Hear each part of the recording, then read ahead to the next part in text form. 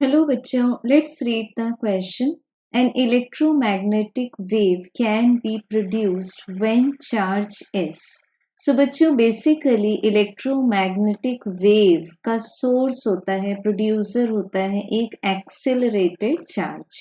Accelerated charge means एक ऐसा electric charge जिसमें स्पीड कंटिन्यूसली इंक्रीज होती जाए और अगर हम रिटार्डेशन की बात करें तो डिक्रीज होती जाए. सो अगर स्पीड इंक्रीज होती जा रही है so this can be called as the acceleration. So इसमें हम चेक करेंगे कि किस ऑप्शन में हमें एक्सेलरेशन मिल सकता है. तो अगर ऑप्शन 1 की बात करें, moving with a constant velocity, so acceleration is called as the rate of change of velocity. So अगर वेलोसिटी ही कांस्टेंट है तो एक्सेलरेशन 0 होगा. तो फर्स्ट केस में हमें नॉन जीरो एक्सेलरेशन नहीं मिलता, तो this will not be producing electromagnetic wave. Now case number 2, that is option 2, moving in a circular orbit.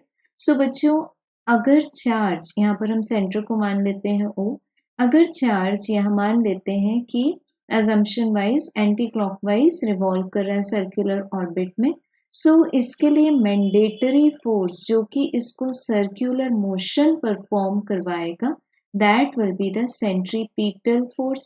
And hence by Newton second law of motion this will be causing the centripetal acceleration जो कि non zero होना चाहिए.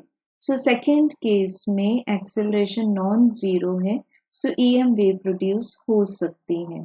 अब third case में अगर देखें, let this be the electric field. इसको हम मान लेते हैं this plate is positive and this be negative just for the assumption. और यहाँ जो इलेक्ट्रिक चार्ज है वो एक इलेक्ट्रिक फील्ड में फॉल हो रहा है. सो डेफिनेटली जो इलेक्ट्रिक फील्ड है based on the type and nature of the charge, इस पर इलेक्ट्रिक फोर्स लगाएगा जिसका हमें मैग्नीट्यूड मिलेगा electric field multiplied by the charge.